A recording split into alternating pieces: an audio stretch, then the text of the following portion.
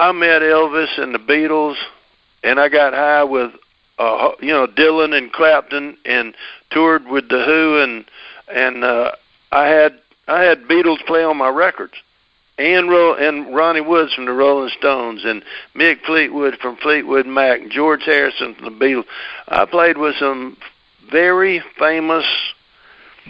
I toured with the Allman Brothers and the Grateful Dead, and it goes on and on and on. I spent 20 years out there, and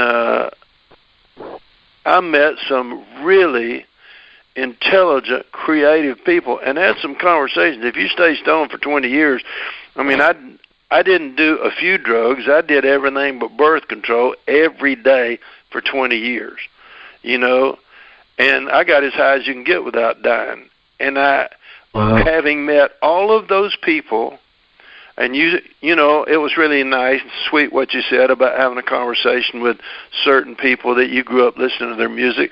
Well, those are the people I listened to. And I didn't if bands got drunk and wrecked their cars, I didn't hang out with Mooney much. Keith Moon was my buddy, but he tore up hotels and everything. I stayed away from those kind of guys. I was more drawn to Steve Winwood from Traffic, and guys that were just wanted to make good. Alvin Lee was one of my best friends. He refused to be a star. He made a song called he wrote a song called I'd Like to Change the World, and it went to #1 in the world, and he thought it was selling out, and he wouldn't play the song. He never played it live. He played it one time on TV on BBC in London, and never played it again. And it cost him. He still sold 26 million records. But what I'm saying is he was passionate about what he believed, and he was willing to pay for it. And those are the people I was drawn to. And I said all that to say this: I hung out with those guys, and I talked to them, and I picked their brains. I remember the first time I met George Harrison, and he invited me over to his house and sat down and played Here Comes the Sun. Just sat down in his house, picked up a guitar, we're talking, and he starts playing Here Comes the Sun. Wow. I started crying. This kid grew up in a trailer. I started crying. I'm sitting in a castle. One of the guys who, the bottom line is this: I met all those guys, and then as an adult, I ran the gamut of trying to get what I wanted out of the world without Jesus as Lord of my life, and I couldn't do it. And everything that I dreamed, I really believed that if I made enough money where I could go where I want to and do what I wanted to, live where I wanted to, drive what I wanted to, sleep with who I wanted to, that I would be euphoric and the world would be this amazing, ecstatic place to live, and that I'd have cosmic bliss. And, brother, I got there, and I was living in castles and riding in limousines and Learjets and making millions of dollars, and I was miserable. And most of my friends, we were taking heroin to get through the night. We were the loneliest people, and some of them, 2 of them were billionaires with a B. It was the most disappointing thing there is. So at 35 years old, I got on my knees and I surrendered to Jesus. And I don't mean I gave him my problems. I mean I gave him my life. I didn't just give him the stuff I was ashamed of that wasn't working for me.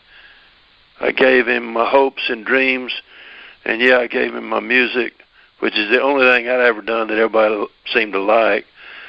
And I got no education. Elvis cut my tune. I got out of the high school. I was in the Army at 17 when EP cut my tune, and then shortly thereafter it was literally I had 120 cuts in a year. 126 different artists had cut one of my songs within 1 year. And previous to that, my mother was the only one that would listen to my songs. So everything changed. I had a bicycle in high school. You know how many dates you get on a bicycle? None. None is the answer. 0. You are a socially squashed dude. on a bicycle. I had a paper route, you know. And if I made my $18 a week on my paper route, I didn't go out and buy me a new baseball glove. I bought some food, because that's what you did in my hood, you know, until my parents got on TV and things got to rocking good. So, you know, I gave my life to Jesus. That was 1980, and I started over. I walked away from a contract. I was in rock and roll, but the only way I could get away was to literally leave everything behind. I left the publishing and the royalties, all of my royalties. I never got paid another penny for the records it sold, and there were hundreds of thousands of them. I never got paid another penny for any of my publishing or the 136 songs that I had written and recorded during those days. It cost me millions. And I quit.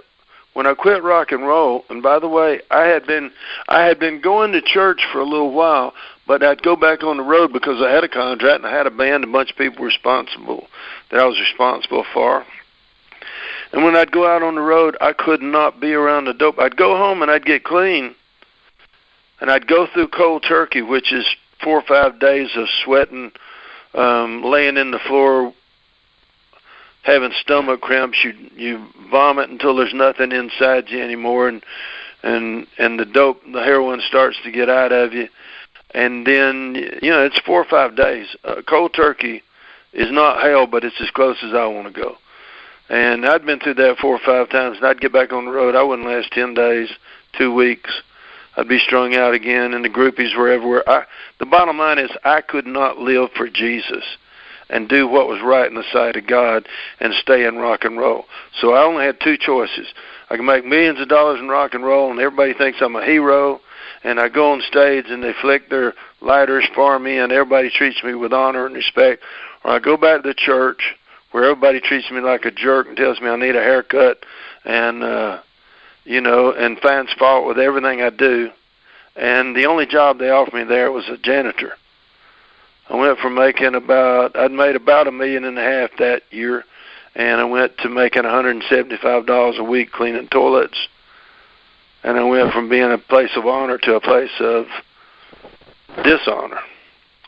And by the way, my ex-wife didn't like that, and eventually left with somebody else. It cost me a lot, not just financially. So Christianity is more than just a nice little thing about going hanging out under the steeple with the baptistry and the choir. Christianity for me is worth living for, and it's worth dying for. It is. It's serious. You know, I try not to take myself serious, but this thing, my relationship with God, is the most important thing. And by the way, since He's love, I couldn't love my wife without Him. You know, people without the Lord, you can have affection and you can have compassion, but you can't have love without God, because He is love. And a relationship with Jesus teaches you how to love your neighbor and how to love yourself. He said, love your neighbor as you love yourself. You can't love them if you don't love yourself. And until God, once Christ in you, the hope of glory, dude, I couldn't quit getting high. But when I got born again, I never got high again. I mean, I don't know how He did that, but Christ in me, the hope of glory, it was glorious. I kicked, and that was it. And by the way, I never had withdrawals once I got born again. I never went through it. I don't know how He delivered me from that, but He did. So, you didn't ask me this question, but I'll and I know I've been talking a lot. You guys just cut me off anytime you want to. I know I'm rambling. I'm a rambling man. No, you're fine. You're fine. Well, I really believe that when my goal since I was 35 years old when I gave my life to Jesus, and a year later, well, we started a little band. It just, you know, I went to this Bible study just to have some place to be. I'd always stayed up all night and slept all day because that's what you do in rock and roll. And I didn't have any friends who didn't get high. So now I'm a janitor at the church. I've been born again about 2 weeks. Pastor makes me a janitor and gives me a place to hang out in the daytime, which was good, keep me out of trouble.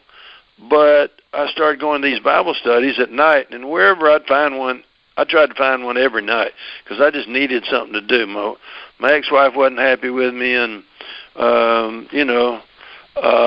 and I'm not blaming it on her.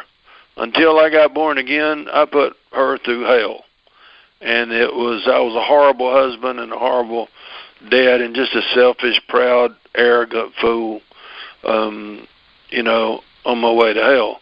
And God had mercy on me and forgave me, but I had to start my life over at 35 because I had learned to depend on myself and on my gifts and and my hustling and scrambling and manipulative powers. I mean, I was a manipulator, man, and a liar. And I had to start over. And so I went to church. I started studying the Word for the first time, and the Word changes you. And, Romans 12, you're a minister, Chad, you know these things. Romans 12 says, be not conformed to the world. Don't be like the world. Be ye transformed by the renewing of your minds in Christ Jesus. Transform means changed. I did not know how to change myself. But when I started reading the New Testament and really studying it every day and meditating like it says to do, when I started trying to do what it says, then my mind started to change. And that's what it means to get the mind of Christ and the wisdom of God.